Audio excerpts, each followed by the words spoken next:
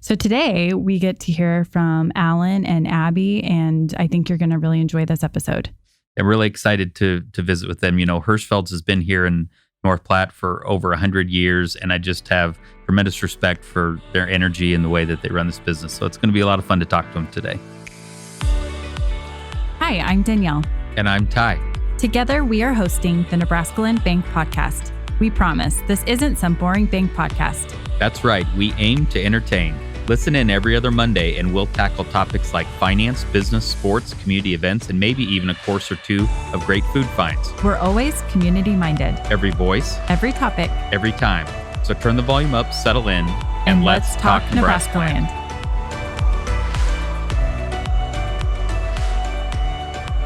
Okay, Danielle, we're here today, and I think the big question that our audience wants to hear is, why is NebraskaLand Bank kicking off a podcast? Want to talk about that a minute? Sure. I think the better question is, why not kick off a podcast? Podcasts are one of the fastest growing medias. They're very popular. I'm a big podcast fan. I know, Ty, you're a big podcast fan. Yeah, I mean, anybody that knows me, I have the attention span of maybe a 9 or 10-year-old, probably boy. And so I watch a little TV, but other than sports, I'm just not much of a TV watcher. But I absolutely love to listen to podcasts because I can pick what I want and I can listen to it when I choose to listen to it. So it works good for my life. I listen to Bachelor podcasts, Bachelor episode or Bachelor recap podcasts. So I know some people listen to podcasts for a lot of different reasons. Mine are definitely for the entertainment value of podcasts. Sometimes to like learn and grow and become a better human, but mostly to listen to Bachelor recaps. I mean, not to be silly about this, but what could they do on the Bachelor podcast that you haven't already seen on the Bachelor? Well, they bring on characters from the show and you get behind the scenes. It's very, very interesting stuff. Okay. I follow these people on Instagram. I follow them on like all of their social media platforms. I'm like hardcore Bachelor fan. Okay, and the Bachelor, he's the single guy who's got all these ladies and he's trying to pick who he wants to... Yes, they find a wife, or it's a wife. The Bachelorette. They shows rotate. They find a husband. There are babies that have come from the show. Well, I will have to venture out and maybe check out the Bachelor podcast. You have to. It's addicting.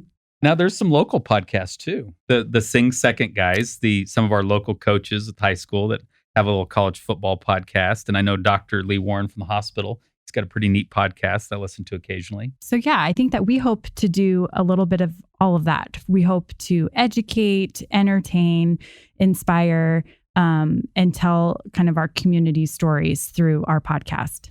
I think what we're trying to accomplish is that if you have people out there that are regular podcasters, we'd like to give them the opportunity to hear some local content. And if you're people who are not used to podcasting, but you follow what we're doing here at the bank, we hope that you'll give it a shot and open that media up to you, and you can find all of the neat things that are out there. So on to the intro. We're really excited to have our first guests of episode 1, and we have Alan Hirschfeld and Abbie Pack here from Hirschfelds today. So thank you guys for coming. Thanks for having us. Yeah, we're welcome. We'll like being here. When we talked about who we wanted to have on as our first guests, we thought of you because you are a very interesting business partnership. Alan is of a different generation than Miss Abbie, and you're male, female. I mean, it's interesting seeing you two work so closely together and so well together, and how Hirschfelds has been so successful. So I guess before we get into kind of what makes you successful in your working relationship together, I'd like to start with hearing a little bit about the history of Hirschfelds. You've been around a long time, but all of our listeners may not know kind of the history. So if you want to start off, Alan, that'd be great. I represent a third-generation retailer. My family, a great uncle and a grandfather came to North Platte in 1917 and purchased another store with the idea that they were going to run a closeout sale, make a lot of money in a short window. And they had done that in a few other locations. But a group of business leaders convinced them that North Platte needed a store. And in that time, there were 5 other men's stores. But that's how goods and services were distributed back in that time. There's same number of dress shops and that kind of thing in North Platte. So my grandfather called my great uncle in Denver and said, hey, we're here doing this sale in North Platte, and you're supposed to come down here. They want us to move here and run this store. And, the rest is history. They decided to do it. And, the store's been through a lot. We've had depressions. This is the second pandemic we've been through, and a couple world wars, and of course regional wars and that kind of thing. But we're 104 years old this year, and each version of the store is different than the previous version. And I think that's why we've been around. The ability to change, recognize change, and we move with our customers, and we're not stuck on anything. We're flexible, and that's basically our history. I love that. Before you guys came in, I was doing some research on your website, and I noticed that I just you tell the story of kind of the evolution of Hirschfelds and how you started in railroad working clothes, and kind of transitioned into more tailored clothes and men's hats. And it's just really an interesting story how you've changed along the way. Danelle, in my grandfather's time, people would go shopping. They would get dressed up in their suits. And in that time, there weren't any sport coats. And the people would come in the store all dressed up. Even the working class would come in and work. And of course, we did sell boys' clothes and all the Boy Scout gear for the troops and that kind of stuff. And when I was a little kid, we used to put on a lot of style shows. That was a big medium to communicate to customers that something new was out and around and that kind of thing. But when I was a little kid, I would be in those because supposedly I was so cute they couldn't find anybody else to do it.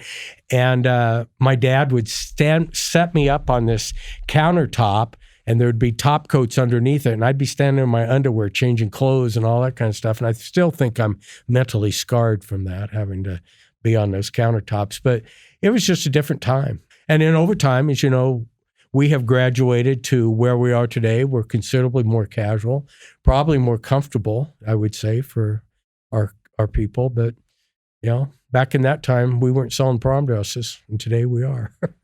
So tell us a little bit about when Abbie joined Hirschfeld and how maybe she contributed to kind of this evolution of moving away from more men's clothing and it's become more casual. Abbie's history is started with us about 15 years ago. And the time we brought Abbie in, or I brought Abbie in, I basically always kept one really strong person underneath me or to work with me in merchandising the store.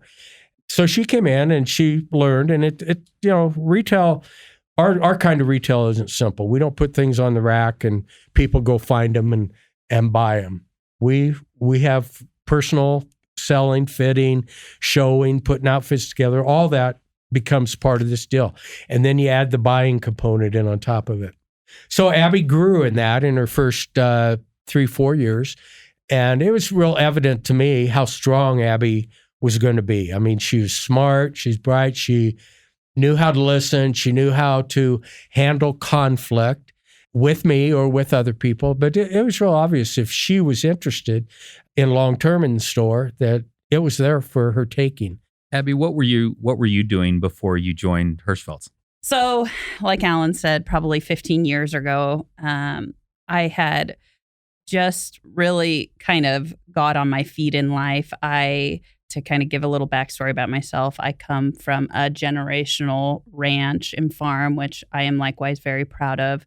And that is very meaningful to me, just as meaningful as it is to work for Alan and take pride in the generations of Hirschfelds before me. So I grew up on a ranch and drove to school in North Platte every day, and that sort of wore on me after a while. And I actually graduated high school early when I was 16 years old and started working at the rec center as a lifeguard. So I've really kind of had two jobs in my life, very different from one another. But in all honesty, like, you never know when in your life your path is going to be laid out in front of you. And I guess that's what the moral of this story is about, is that I think, especially at 16 years old, kids think that there's just one set thing that they should be doing, and that's not necessarily the case. I mean, at 16 years old, I had graduated high school, really worked full-time at the rec center as a lifeguard. I was a trainer, worked, doing a lot of different things there. I had worked there for so long that had kind of burned me out. So I was just looking for something totally new. And at the time, I was actually going to college online. And this sounds crazy, but working on a master's degree in Homeland Security, which again, I have a bachelor's degree in criminal justice. And then I was working on this master's in Homeland Security that has literally nothing to do with working at Hirschfeld. So, on a side note, it's magical to pay my student loan debt every month. I just really nails it home. But anyways, I don't know whatever made me apply to work at Hirschfeld's, but from the moment that I started, it just worked. Growing up on a ranch, it was great to see how your family, like your hard work is what makes things move forward. In retail, that is the exact same situation. If you can't put in that hard work and you don't have it in you to basically give everything that you have, your business will not succeed. And really, Alan was so grateful to give me the opportunity to take that and work as hard as I want and grow the business and grow our relationship and grow our store into what it is now. I have zero college experience, zero education in retail, zero anything to do with, the only thing I'd done has been a lifeguard.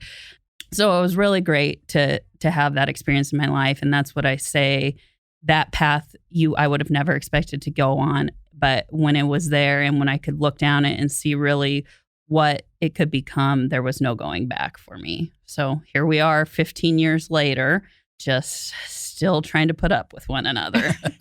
And that kind of goes back to the original question of, so you guys have been working together for 15 years. And what are the challenges that you face being so different, polar opposites? And maybe you're not as opposite as it appears on the outside. But.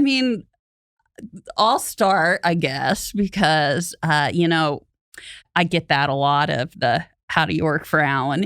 But people just don't really know that deep down he's a pretty great guy. But in all honesty, without our differences, we wouldn't be as successful. If Alan and I were the same person and saw things in the same light, our store would never be where it is right now. His knowledge and his family's history and his experiences have taught me things that I would have never learned going to college. I would have never learned anywhere else. So without him there, we would never be as successful as we are. And likewise, I like to think I help balance out his slowly easing him into the future, I guess, technology, and where things change. The perfect example is our prom shop. Like Alan said, our store has, from its creation to now, has sold such a plethora of things. You look at historical pictures and we've been a store packed full of menswear and ladies stuff and boys stuff. And now, predominantly a lot of the world knows us for one thing, and that is prom. And that's something that without me, that Alan would have never went down that path. So, together we really, I think, bring focus to a business, and retail is tough. And so I am thankful to have Alan there to sort of keep me in check in that regard, because as we all know, retail, especially clothing retail, is a very, very hard industry. And so together, I think that we can really kind of overcome a lot of the challenges that a lot of other businesses aren't able to. One thing I'm really interested in, and it's fun to talk to you guys about, I hear all the time from really good business owners in North Platte, well, gosh, I just can't find young people who want to work like I do or have the commitment that I used to have, or those types of things. And then I hear younger people all the time who say, well, gosh, if North Platte, I love living in North Platte, but I'm looking for that career type opportunity. And you guys kind of found each other, I think, of two people coming from probably that spectrum. Also, it caught me when we were thinking about things we were going to talk about today, that both of you guys have very high quality educators in your lives as spouses. And that's something that you have kind of uniquely in common. I know Margot was a fantastic teacher in the years that I was at North Platte High. And I've gotten to know your husband, Jimmy, through my kids going to school. And so is it coincidental that both of you have very high quality educators in your life? Margo was also a wonderful teacher of mine. She may have not reciprocate on my I was a little grouchy in high school. So she may not comment in the same vein. I remember the words crabby Abbie is what I remember. I will acknowledge that. But I think really besides that, the one thing that Alan and I definitely share that he and I, from the very first time we met or we sat down together and started working together, is both Alan and I are lifelong North Platte residents. And he and I are both truly, I don't know how to explain it except for really everything we do for the good of our community. And he and I have shared that vision and shared that focus. And really that has driven the focus of our store for a lot of different things. And so besides, and honestly, a lot of that comes from our spouses too, that their dedication to teaching here and being here and furthering the betterment of the educational system of our town is in the same line as the fact that Alan and I really at the opportunity. I mean, we both believe and feel so strongly about what a wonderful place that North Platte is to be, and not just North Platte, but just the Midwest and Nebraska and all the areas that surround us, and how important our stories are and our towns are to the world. And so those are both things that he and I definitely share in common and really focus on. We both realize that it's not the things that are in North Platte. It's just like your bank. It's not the buildings. It's not the things. It's the people you have working here. And it's the same thing with North Platte. When you don't like North Platte, then tomorrow morning when you get up, look in the mirror and say, what can I do to make it different? I mean, that's what North Platte is. It's what Kearney is. It's what Lincoln is. It's the people living in those communities that make that difference. And it's a quality. You know, we all know we're real friendly out here in Western Nebraska. You know, I'm down the sidewalk, you acknowledge people you don't know, you may recognize them, you may not, and that's who we are. And you ask people about North Platte or their first time here, well, everybody is so friendly, and we are. And that is a wonderful thing about North Platte. Going back a little bit on your questions, you know, there are times when Abbie and I have more than just little disagreements. We have major disagreements. And one of Abbie's strong points is she doesn't raise her voice. I do. But she'll, you know, we've learned, I lay out where I see the problems with this issue, and where we're heading with the solution isn't going to give us our solution. And she is so wonderful of, you know, going silent and eventually walking away. And in a couple days later, and sometimes as soon as the afternoon later, she will come back and, well, let's approach it from this way, and let's look at this, and we'll both build on that, on our differences. And early in my business career, it was real obvious, not only to me and my working in the store, but also through the seminars I went to, conflict can be so healthy for a better result. And I don't shy away from it, and neither does Abbie. And we know we can build a better resolution through conflict. And so we operate that way. So we're not going out to purposely contradict her idea just because it builds off conflict. But if we need to say things to each other, we can, and we build from there.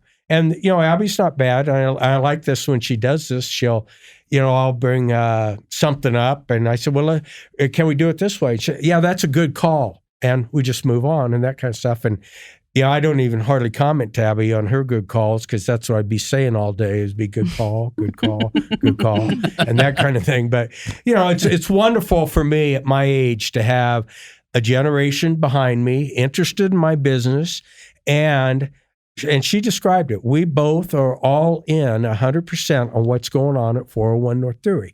We're committed there. We at times of the year will go week after week and sometimes month after month, working 7 days a week to get through a prom season or get through a holiday season or ever what. And you know, that isn't always 7 full days. We might come down on Sunday and work a couple hours and that kind of stuff.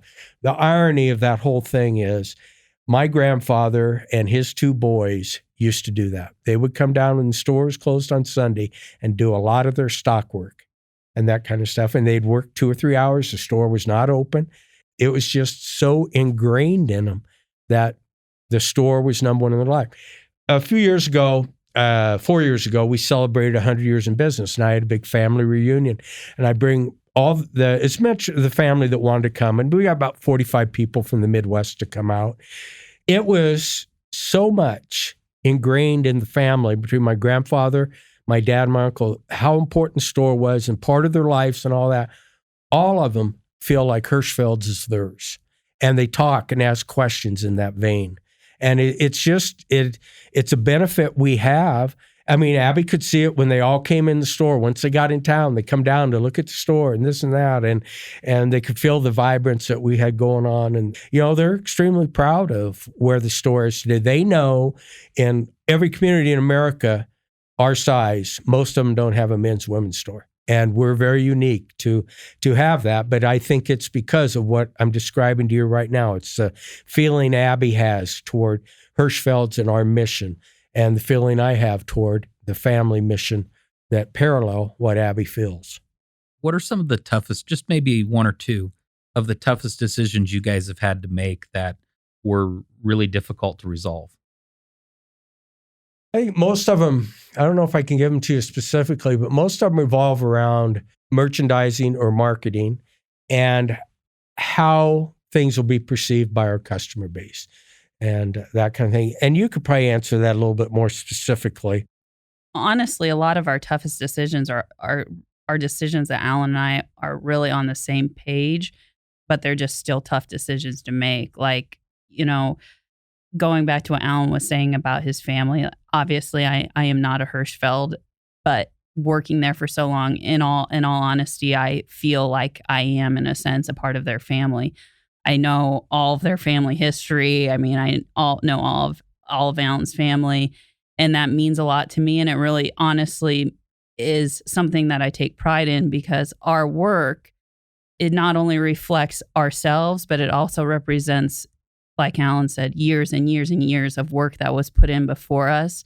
And so making decisions and moving our business forward is really an honor to all of that in the past as well. And so probably some of our tougher decisions have come recently with the pandemic and trying to make decisions to push our business through that.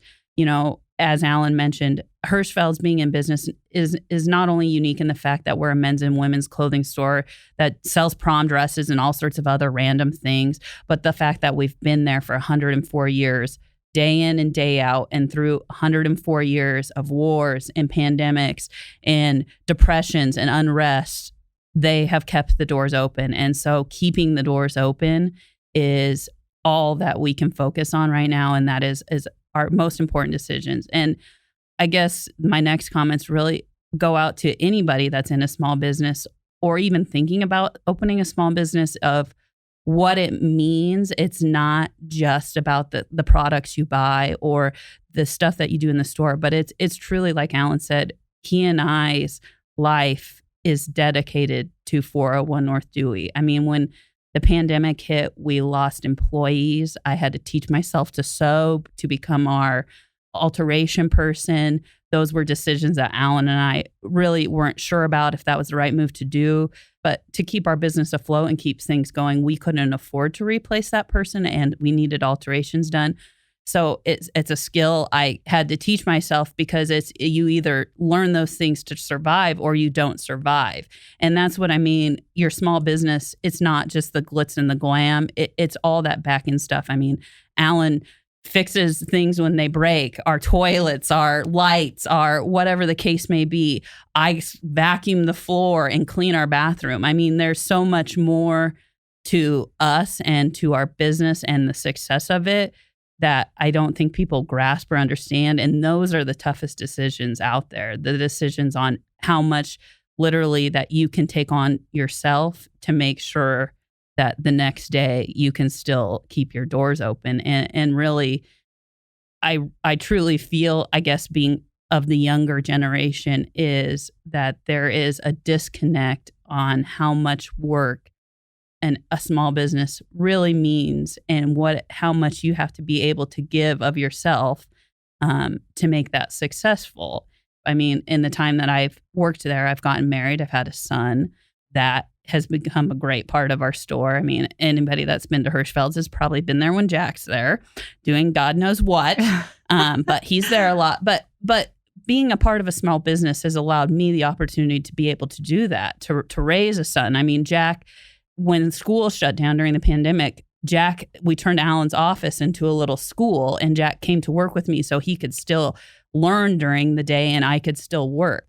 But those are decisions, and those are things that together we had to decide to do so that we could keep moving forward in our business and not let this really set us back. So I guess that's probably how I would answer that question. Is it's not really the things that were the toughest for us to make decisions on weren't really things we disagreed on. It was just things that we had to suck up and admit both mutually that had to be done. So where's Hirschfeld's going from here? Where will you be in 5 or 10 years from now? I mean, honestly, wherever the customer takes us. There are things that I think for Alan and I, we can both say, you know, you can always buy a suit at Hirschfeld's. There will never be a time where you can't find a suit in our store. That has been something that we've sold from the day we opened our doors hundreds of years ago. But from there, you know, this winter with everything that happened, there was a lot of break in the supply chain on clothing and manufacturing problems worldwide. That even affected us right here in the middle of Nebraska. And we had to make decisions that Alan and I never thought we would have to make. I mean, we sold towels and soap and bath salts and candles and all sorts of other things that we felt the community would need, but were never things that we had sold before, and people responded well to that. So I think that's another important aspect of small business. And honestly, a bonus of being able to run your own business is you have to be able to respond to what your customer is telling you. I mean, if 15 years ago when I started working at Hirschfeld's, if we were doing the same thing, we would have closed years ago. So it's, you know, there is no answer. Wherever you would like us to be, Danielle, whatever you would like us to sell or whatever you would like us to offer, that's what we want to do. Hirschfeld's is not defined by anything, but really the customers that shop with us. The pandemic really showed a lot of Abbie's personality come out, and we knew late February, March of this year, or of 2020, that something was going on in our society or in the world that was going to make a huge difference in our lives. And so much unknown. And hindsight, looking back, we've all learned so much about COVID and about, you know, our paradigm was shaken down there. I mean, they basically, the second quarter of 2020, our business was down 65%. And we are fortunate that we're been a long-term business down there and we have the resources to take a bump like that and move on. But it really told Abbie and Alan that, okay, we can hunker down and hope we make through it, make it through the pandemic. We didn't, you know, we all knew about warp speed and we were going to have this vaccine by the end of the year. And we just knew there were a ton of things out of our control. And you know, whether you play sports or ever what, the things you focus on are the things you can control. And out of that conversation, the direction came that we were going to do positive things for our community and go that way. And not all of them are related to merchandising, but some of them are. Abbie talked about the housewares and those kinds of things, household accessories. I learned something this year. There's a shock to me how women buy pillows. And it amazes me. They tuck them underneath their arm while they're walking out of the store, and I think it changes their whole living room because they can change their pillows or something. But I mean, it was huge what people were doing with pillows, and I'm like, geez. But at any rate, as we walk through that, and Abbie gets the pat on the back on this, the idea of staying positive and moving forward and doing things for our community came the senior pictures posted up in our windows and the first responders posted up in our windows. And Abbie, the other things that we did along those lines, what else did we? I mean, we really said to ourselves, we need to take our marketing money, which people aren't buying clothes during this time, and let's take our marketing money and be upbeat to our community and that kind of thing. We had Santa do a workshop up on 3rd floor, and kids came down at night and looked up on him.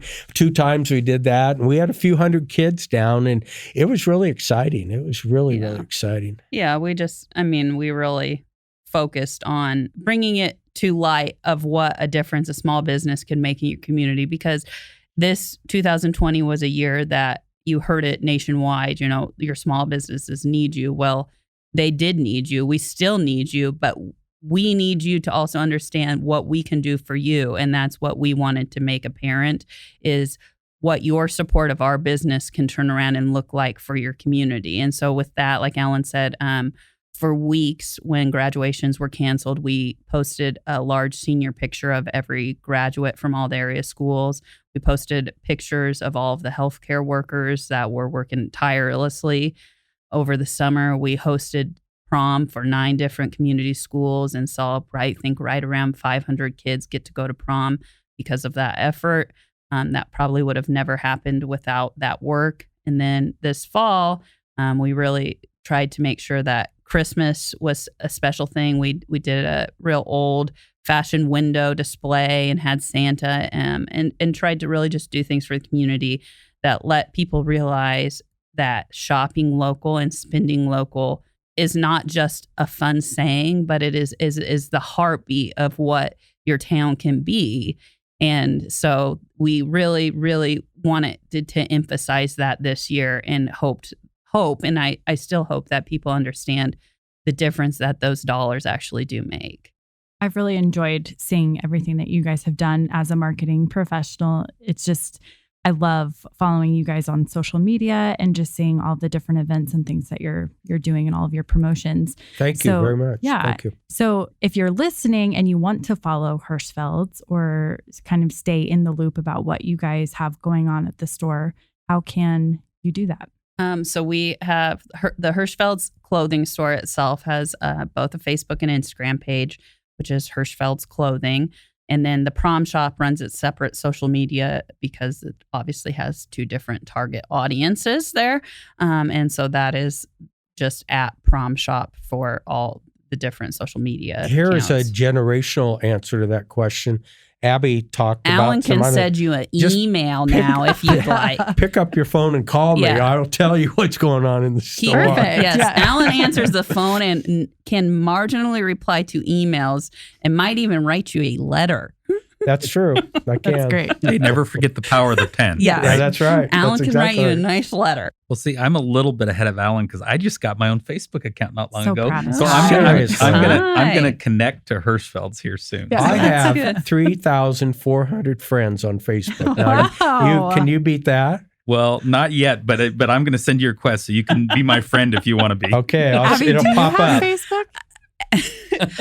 Okay, this is sad in a little. No, it's not sad. It's fine. My Facebooks are really the store Facebook page. I mean, all I do is work, and really all I want to share with the world is the work that I do. So, do I have a personal account? No, I do not. But I keep up with all of our social media accounts for the store, because I mean, really the only thing I could share personally is anything I would share there. So No. it's sad, Daniel, but it's fine. You know, I'm kind of in the same boat. You know, I spend so much time every day on the computer and interaction with people. I've just never migrated to that. And so for my city council page, I had to get a personal page set up to be able to put messages out and that type of thing. But I will say that I have really enjoyed getting to see things like, you know, businesses pages locally, and of course getting to see your old college friends' kids and all that. So I am trying to catch up with the times a little bit. Cool. Well, I think that this is a good time to seg into some bank talk. So in case it isn't obvious, the NebraskaLand Bank podcast is sponsored by NebraskaLand National Bank. We are a member FDIC and equal housing lender. This week, we wanted to talk a little bit about our instant issue debit cards. So not sure if you guys are aware, but we offer instant issue debit cards. So if you lose your card or you open an account, you can literally walk out the same day with a new card. And our cards, we offer awesome designs. So I have in my wallet a design that's like a painted landscape scene with flowers. It's really pretty. Ty, what card do you have? Well, let's talk about my cards. I've got my wallet right here. So I've got my blue card that says community, and unity is in parentheses. So that's kind of cool. That's my main debit card. Now my silver, my corporate credit card here, look, my dog took a little bite out of this, nice. but I think it still works. So it's a good thing that we have instant issue, because if my dog takes a bigger chunk out of it. And then there's the Ty and Jackie Fun account that has the American flag debit card. Oh my and Lord. all the, you can just get these made on the spot, and you have all these different ones. And, my son's little college account, it's got a gold debit card. So you can just have all this fun with debit cards. That's a really nice service. People can walk in, open up their account and get one of those instantly. It's so nice. The rest of the world waits in the mail for something to show up. Yeah, I had a situation where I lost my debit card a couple months ago, and I was able to quickly get that resolved and walk and get a new card the same day. So it is really nice. And I take a lot of pride in those card designs, because being headquartered here in North Platte, locally, we came up with those designs. So it's not like that was created somewhere at a headquarters location far away here. We handpicked each design. So that's kind of neat too. Cool. Yeah. The other thing we're finding is we're starting to see more people with kind of the 2 or 3 accounts, whether that be the kid in college or whether that be the vacation account. It's funny how concepts kind of go full circle. Remember the old Christmas club accounts? Remember the old vacation club accounts? Now you're starting to see more and more people, because of how electronic banking works and the ease of getting debit cards, are starting to break things up a little bit, and things are circling back to the past a little bit. Oh, that's interesting. My brain works that way. I like things to be compartmentalized. So I have a vacation account and the kids' savings account. I'm totally that person. That is a form of setting goals, and it's a wonderful way to achieve those goals. If you have one general savings account, you nick away from it. Pretty soon the money for the new car isn't there anymore. But if you have your car account, that money will accumulate, and you'll get to drive a nicer car. Okay, well, let's move on to the fun part. We're going to play a game of trivia. This is something that we came up with that we're going to incorporate into every episode. So with each episode, we have $100. We're going to play a game of trivia. If you win the game of trivia, you get to select an organization to receive a $100 gift that's given by the bank. If you lose, then that $100 stays in the pot, and our next guest gets to play the game with $100 of their own, plus the $100 that you guys left behind. So each time it'll continue to roll over. The pot could potentially get bigger if we don't have a winner. So what we did today is, before Alan came into the room, we asked him a series of questions, and you can't give any hints, Alan, and I won't. You don't even make eye contact with Abbie over here. So Abbie, you have to get at least 3 of the 4 questions correct. Geez. You just have to guess which answer was Alan's answer. Okay. So the first question, how do you take your coffee? A, black. B, just a little cream and sugar. C, don't. D, white chocolate mocha with an extra shot of espresso. C. That is the correct answer. Good job. Good job. Okay. My dream vacation would be A, New Zealand. B, Colorado mountains, relaxing by a fire. C, somewhere tropical on a nude beach. D, stay-at-home vacation. Whatever the Colorado mountains was. B. Okay, that is incorrect. The correct answer was A, New Zealand. That's sort of the dream place, the bucket list thing. Oh, well, I don't talk much about those things. So. Okay, my last meal would be A, spaghetti and meatballs. B, pizza or brisket. C, juicy burger and fries. D, grandma's old chicken fried recipe. Okay, wait, one more time. Okay. A, spaghetti and meatballs. B, brisket or pizza. D, juicy burger and fries. D, grandma's old chicken fried recipe. The pizza and brisket one. Correct. Good job. I'm a little confused by the I also have pizza. to say 2 was a trick question because Alan, dream vacation is Colorado because that's where they go all the That's where time. they go. But that's fine. It's truly Here not. we are in one of those conflicts again where I know what Alan knows. No. Like I know more than what he knows. And that's just It's one of really those. not a vacation when I go out to Colorado. Yeah. That's where I'm living. Well, Okay, here we go. all right. Last This is one for the deciding one. $100. If I were to choose any other occupation, it would be A, pro cyclist, B, construction manager, C, pro golfer, D, car mechanic. Okay, your questions are terrible. Definitely the pro golfer one. Oh, you win. I don't know if that's good or bad. Really, Danielle, I don't know what to say here. If it's a little scary that I know that much about Alan, or if your questions were just a little too easy. Alan did teach my son once many years ago how to putt a golf ball when he was really young, Yeah. and that son ended up playing on a state championship There we team. go. Alan So- has tried many summers to teach Jack how to golf, to which he has learned how to drive a golf cart in that is all. That's it. So Well, that's fine. His first answer to the occupation question was pharmacist, but then midway here, he was like, no, Changed no, it. and he changed it. Yeah, no. That's because, like I said, Alan would be a pro golfer. I know more than he knows. So who are we going to donate the $100 to? So we would like to donate our $100 to the North Platte Community Playground Fund. Great. I am Fantastic. currently working with them to help that come to light. So we really feel like that would be a wonderful place to send the money. That's a lovely What place. about the Alan Hirschfeld Retirement Fund? That's also a lovely place because that would help me out a lot. Maybe speed things up a Right, little. right. Yeah. You feel free, anyone out there, to just donate right directly to that fund. It's been a pleasure. Thank you so much for Okay. joining us. Thank you and- for having us. We Yes, appreciate thank you, Danielle. Thank you, Ty.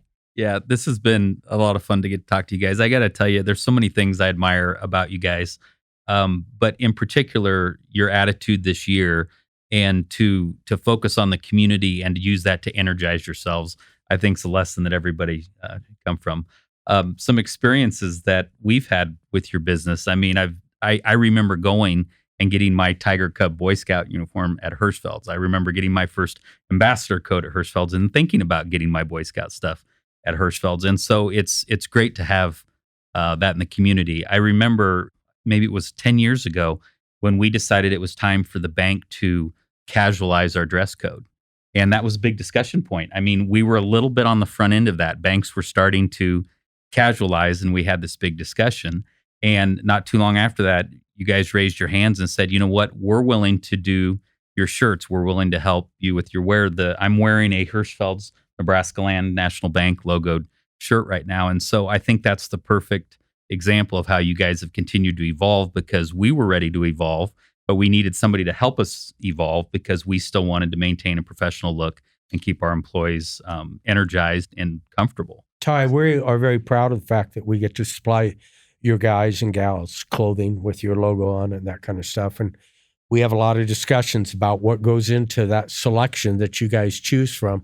Make sure the quality's there and make sure the look is there to represent your image and so forth. Well, and that's what we love about working with you guys is that you know what we're looking for. You know us. I can call you and you guys could pick something out for me that would be more appropriate than what I pick out for myself. And we appreciate that. And you've helped us evolve. And so not only us, but I think our entire community. So I very much admire, especially the attitude you guys have brought to the community this last year. Well, thank you. Thank you. Abbie knows my husband's pant size. I don't even know what it is. So I especially appreciate that too, that if I need to get him a new piece of clothing, all I have to do is tell Abbie. She's on I top of can't it. remember my own birthday, but I can remember all of Yes, I that worthless information. Yeah. So that's why you guys are very good at what you do. Well, that's a wrap for today. If you enjoyed today's podcast, you can subscribe to the show, leave us a review, and find us on Facebook. You could learn more about our podcast at NebraskaLandBank.com/podcast. Thanks for listening to the NebraskaLand Bank Podcast. Community-minded, every voice, every topic, every time.